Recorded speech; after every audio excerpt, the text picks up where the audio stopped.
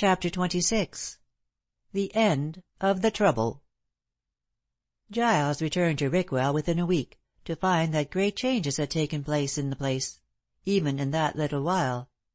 After the foundering of the Dark Horse, the other yacht had returned to England forthwith. She had not been very badly damaged by Dane's mad act, although her bows had been smashed. Calthorpe, indeed, had been on the point of putting in to the nearest port to refit, but finding that the Firefly was still seaworthy, he held on until he got back to Dover. Some of the crew of the lost ship had been picked up. As they were all more or less connected with the Scarlet Cross Society, Steele took charge of them and conducted them to London. Giles accompanied Anne to her mother. The Princess Karacsay received her with open arms, and Olga with many professions of gratitude. "You have undone all the harm I caused," said Olga to Giles. "Oh, that's all right," he replied. "We are friends now?" "Friends, and nothing more than friends.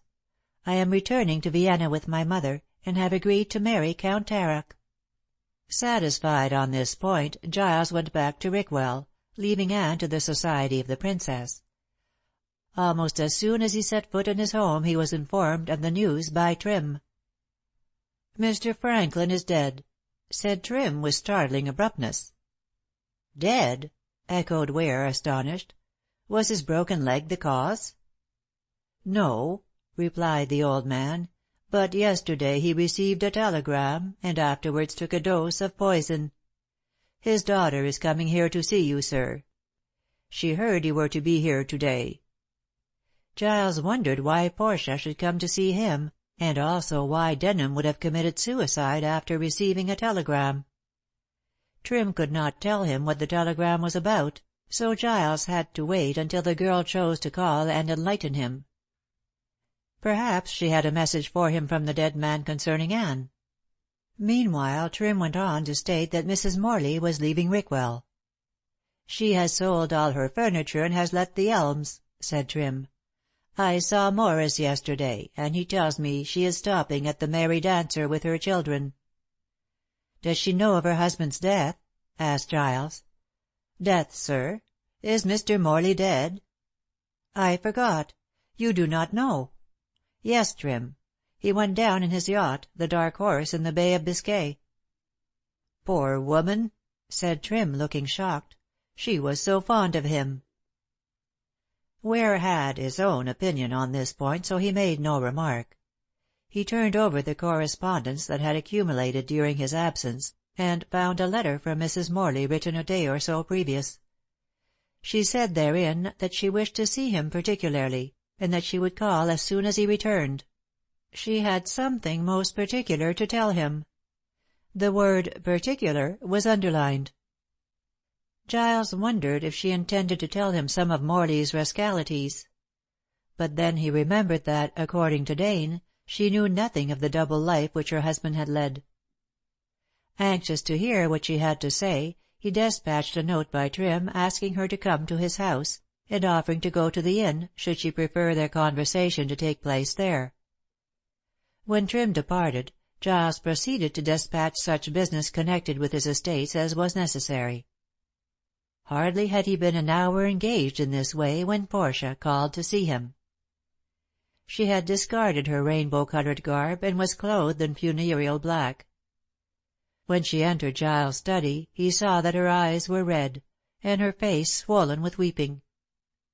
He felt extremely sorry for the poor girl, and privately determined to look after her as Denham had requested. Meantime he did his best to console Portia. "I am sorry to hear of your father's death," he said sympathetically. Portia looked at him indignantly. "Why should you say that?" she demanded. "You were not his friend." "No, I certainly was not. All the same, I cannot help regretting that a man with such great gifts should have wasted them in the way he did, and should have put an end to himself." "There was nothing else for him to do," said the girl mournfully. "He was to be taken to jail as soon as his leg was better. The police could not move him immediately, or he would have been put in jail long ago. But he's dead now, and I'm glad. Whatever you may say of him, Mr. Ware, he was my father, And good to me. Yes, and he was good to Anne also. She'll tell you so." "I am sure he was," answered Giles gently.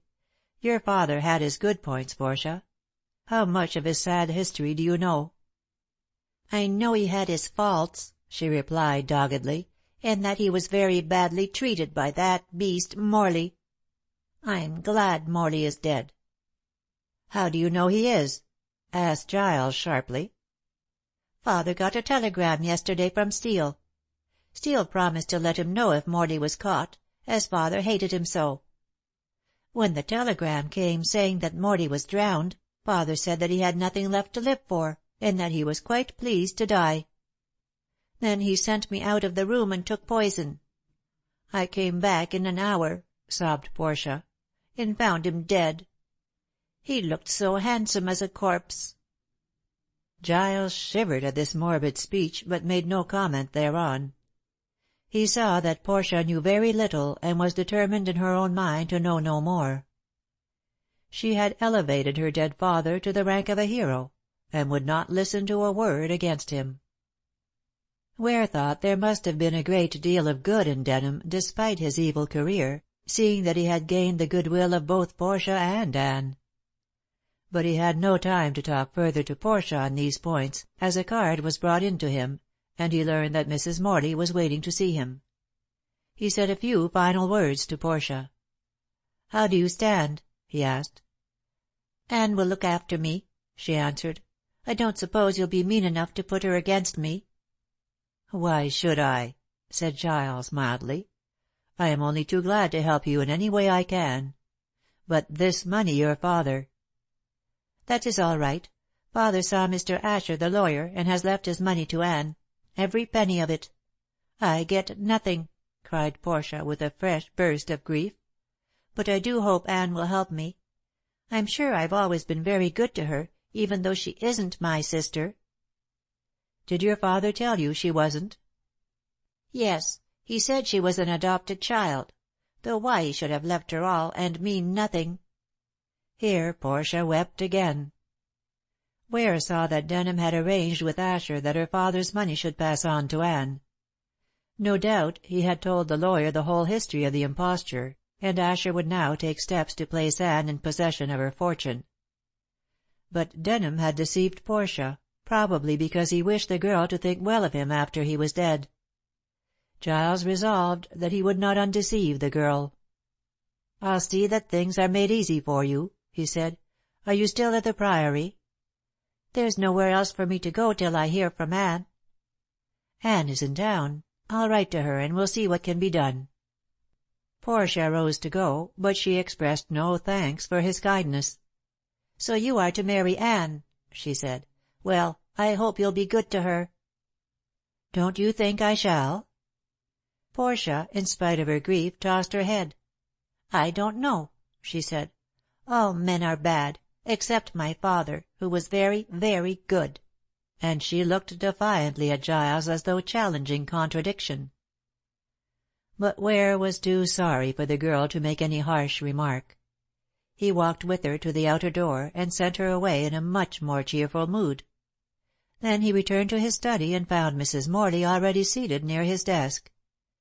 She looked ill and worn, but in strange contrast to her usual custom, wore a colored gown, and evidently had been trying to dress herself as gaily as possible. She saw the surprised look on Giles' face and guessed its meaning. "Yes, Mr. Ware," she said, plucking at her dress. "You see, I have my holiday clothes on. Even though Oliver has left me, there is no need for me to go into mourning. No, he has deserted me basely. I am determined to show the world that I don't care." "Mrs. Morley, your husband is dead." "Dead?" She half started from her chair, but sat down again with a white face. Then, to Giles' horror, she began to laugh. He knew that Morley had been a bad husband to the woman before him, but that she should laugh on hearing of his death made him shiver. He hastily explained how Morley had met with his fate, and Mrs. Morley not only laughed again, but clapped her gloved hands. "Dead!" she said quite gleefully. "Ah, he was lucky to the last." Ware thought that the widow must be off her head to talk like this. But Mrs. Morley was perfectly sane, and her exclamation was perfectly natural, as he soon learned. She enlightened him in her next speech. "Don't you call a man lucky," she said quietly, "who died like my husband in the clean waves of the sea, instead of being hanged as he deserved?" "What do you mean?" asked the startled Giles. "Can't you guess?" She drew a paper out of her pocket. "I came here to give you that, Mr. Ware. The confession of my wicked husband." "Confession?" "Yes. You will find it particularly interesting, Mr. Ware. It was my miserable husband who murdered Daisy." "Never!" gasped Giles, rising aghast. "He was in the library all the time. You told—" "I know what I told," she answered quickly. "I did so to save my name from shame. For the sake of my children I lied. Oliver did not deserve the mercy I showed him. Base to the last, he deserted me. Now he is dead. I am glad to hear it." She paused and laughed. "I shall not change my dress, Mr. Ware." "Don't, Mrs. Morley," he said with a shudder. "Not that name, if you please," she said, and noting her card on the desk, she tore it in two. Then, opening her case, she tore the other cards and scattered them on the floor. "Mrs. Morley is no more. I am Mrs. Wharton. That is the name of my first husband, my true husband, the father of my 3 children. Yes, Mr. Ware, I have sold my furniture and let the Elms. To-morrow I leave for the south of France with my children. I land in France as Mrs. Wharton, and the old life is gone forever. Can you blame me?" "From what I know of Morley I cannot," he stammered. "But what do you know, Mrs. Wharton?" "I know everything. Listen, Mr. Ware. When Oliver married me I was in love with him. I thought he loved me for myself, but it was my money he was after. Some time after our marriage I found that he was a gambler. He lost all my money at cards. Fortunately there was a sum of 1,000 a year settled on me which he could not touch, nor was he able to touch the money left to my children. All the rest, and there was a great deal, he wheedled out of me and spent." "I wonder you did not put an end to him long ago. I should have thought you would separate from the scoundrel." Mrs. Morley sighed. "I loved him," she said in low tones. "It took me many a long day to stamp that love out of my heart. I did all he wished me to do. I took the Elms and obtained the guardianship of Daisy. I never thought that he had any design in getting me to take her to live with us. I was one of her father's oldest friends, and loved the girl. Morley managed the affair in such a manner that I did what he wished without knowing I was being coerced. Morley was a very clever man." "And a wicked man," said his widow, without emotion. "I can only think of the way he behaved to me and mine. Daisy always hated him. I could never get her to like him. I don't know what he said or did to her. He always seemed to me to treat her with kindness, but she had an antipathy to him. He thought when she got the Powell money he would do what he liked with her and it. But when he saw she was hostile to him he determined then on her murder." "You did not know that at the time?" said Giles breathlessly. "No, certainly I did not, or I should have sent the girl away. I am only talking by the light of recent events.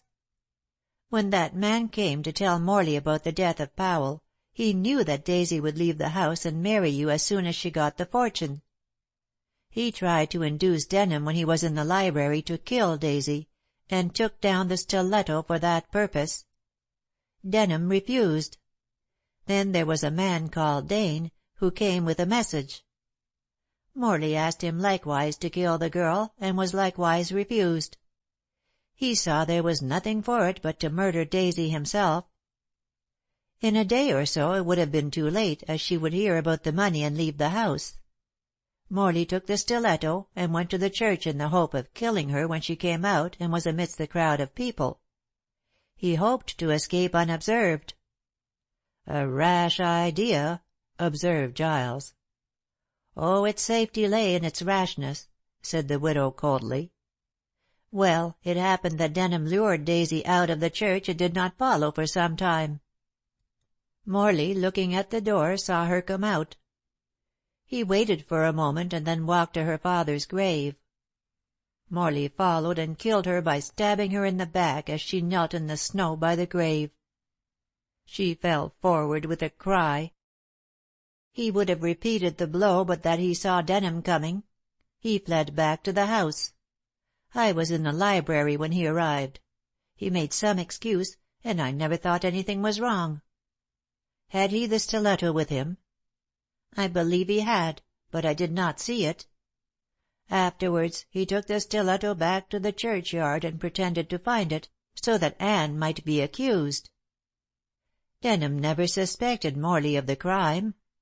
Why, I don't know, as anyone who knew what I have told you about his offers to Denham and Dane must have guessed that Morley was guilty."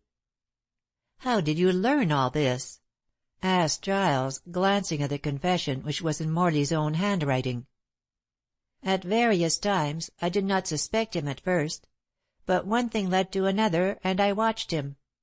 I got at his papers and discovered all about the Scarlet Cross, and—" "Wait, Mrs. Wharton. Did Morley write that anonymous letter which accused Anne?" "Yes. He did so, in case it was necessary to kill Daisy. He hoped by hinting beforehand that Anne would be accused. It was Anne's foolish speech to Daisy, saying she would kill her, that gave him the idea. But she meant nothing by it. It was only a few hot words. However, Morley used them to his own end. Well, Mr. Ware, I found out about the thieving gang, and then learned for the first time the kind of man I had married. My love died out of my heart at once. I took to thinking how I could get away from him. He used to mutter in his sleep, having an uneasy conscience." "I should think he was too strong a man to have a conscience." "Well, he muttered in his sleep at all events. From what he said I discovered he had something to do with the death of Daisy. I accused him, and told him that I knew all about his Scarlet Cross wickedness. He denied the truth of this at first. Afterwards, little by little, I got the truth out of him. I then made him write out that confession and sign it, so that I could save Anne should she be caught. I promised for the sake of my own name and my children not to use the confession unless Anne was taken. That is why Morley ran away with Anne. He fancied that she would continue to bear the blame, and also—" Here Mrs. Wharton hesitated and glanced at Giles. "I fancied that Oliver was in love with Miss Denham." "The scoundrel!" cried Giles furiously. Mrs. Wharton, as she now called herself, laughed coldly and rose to depart. "I don't think it matters much now," she said. "Anne was not drowned also, was she?" "No," replied Ware, shuddering. "She is in London, and I hope shortly to make her my wife." "I wish her all happiness," said Mrs. Wharton without emotion. "I always liked Anne, and for her sake I secured that confession. That, when published, will vindicate her character. You need have no hesitation in showing it to the police and in letting that detective deal with it as he thinks fit. In a few days I shall be in France under the name of Mrs. Wharton, and the past will be dead to me. Good-bye." She held out her hand. "Good-bye," answered Giles, shaking it heartily. "I trust you will be happy, Mrs. Wharton." "I shall be at peace, if nothing else," she replied, and so passed from the room and out of his life. Giles showed the confession to Steel, who was delighted that the real culprit had at last been discovered. But he was sorely disappointed at the suicide of Denham. "It spoils the case," he said. "You are going to bring the matter into court, then?" said Giles. "Of course. I want some reward for my labor, Mr. Ware. I'll break up that gang. I must publish this confession in order to save your future wife from further blame. Not that it will matter much," he added, "for Miss Denham, I should rather say Miss Franklin, has gone to Styria with her mother and half-sister." "I know," answered Giles quietly. "I join them there in a week." "Well, Mr. Ware, I congratulate you, and I hope you'll have a good time. You deserve it from the way in which you have worked over this case." "What about yourself, Steele?" "Oh, I'm all right, Dane. Morley and Denham are dead, which is a pity, as they are the chief villains of the play. Still, I'll contrive to punish those others and get some kudos out of the business. And I must thank you, Mr. Ware, for that reward." "It was Miss Anne's idea," replied Ware. "She will soon be put in possession of her money, and asked me to give you the reward. It is half from her and half from me." "And I believed her guilty," said Steele regretfully. "But I'll make amends, Mr. Ware. I'll keep her name out of this business as much as I can, consistently with the evidence." Steele was as good as his word. The thieves were tried, but Anne was not mentioned in connection with their robberies. As regards the murder, the confession of Morley was made public, and everyone knew that Anne was guiltless. In fact, she was applauded for the way in which she had helped her supposed father to escape. The papers called the whole episode romantic, but the papers never knew the entire truth, nor that Anne was the daughter of the Princess Karacsay. Not even Mrs. Parry learned as much as she should have liked to learn. But what scraps of information she did become possessed of, she wove into a thrilling story which fully maintained her reputation as a scandal-monger. And she was always Anne's friend, being particularly triumphant over the fact that she had never believed her to be guilty. "And I hope," said Mrs. Parry generally, "that everyone will believe what I say in the future," which everyone afraid of her tongue pretended to do. Giles and Anne were married from the castle of Prince Karacsay in Styria. The prince took a great fancy to Anne Franklin, and learned the truth about her parentage. But this was not made public. It was simply supposed that she was a young English lady who was the intimate friend of Princess Olga. But everyone was surprised when the elder princess at the wedding threw over Anne's neck a magnificent necklace of uncut emerald. "It belonged to your father's mother, dear," whispered the princess as she kissed the bride. Olga married Count Taroc, and settled down into the meekest of wives.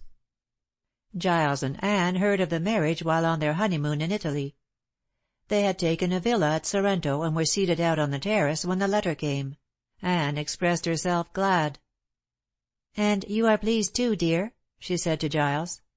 "Very pleased," he replied with emphasis, whereat she laughed. "I know why you are pleased," she said in answer to his look. "Olga told me how deeply she was in love with you. But her cure was as quick as her disease was virulent. She never would have harmed me, my dear. Olga was always fond of me, and of you." Giles flushed and laughed. "Well, it's all over now," he said, "and I am glad she is married. But let us talk about yourself. Are you happy after all your troubles, dearest?" "Very happy, Giles. I regret nothing. Portia, thanks to you, is in a good home. But my poor father—" "Don't call Denham that, Anne," he said with a frown. She kissed it away. "He was always very good to me," she said. "I tried to save him, as you know. I believed that he had killed Daisy by some mistake. But really, Giles, I did not stop to think. I knew that Denham, was in danger of his life, and I could not rest until I had placed him in safety." "And you defended him afterwards, Anne, that time we met in the churchyard. You quite endorsed his story of the invented Walter Franklin." "Don't reproach me, Giles. I had promised Denham to say what I did, and not even for your dear sake could I break my word. He was a good man in many ways. But as you say yourself, it is all over. Let us forget him and his tragic end." And Morley's." Anne shivered. "He was the worst. Oh, what a terrible time I had on board that boat, when I found he was deceiving me. I thought he was taking me to Denham, and I wanted to see what Denham, would say to my mother's statement. I thought he might be able to show that he was not as bad as she—" "Not another word," said Ware, taking her into his arms. "Let us leave the old bad past alone, and live in the present. See," he took a parcel out of his pocket, "I have had this made for you."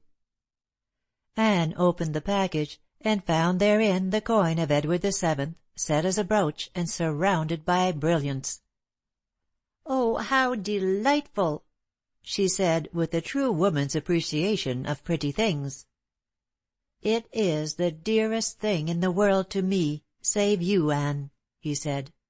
"Twice that coin brought me to you. But for it, I should never have been by your side now." "No." She kissed the coin again, and fastened it at her throat, where it glittered, a pretty, odd ornament. "You waste your kisses," cried Giles, and took her to his breast. End of Chapter 26. End of A Coin of Edward VII by Fergus Hume. Recorded by Céline Major.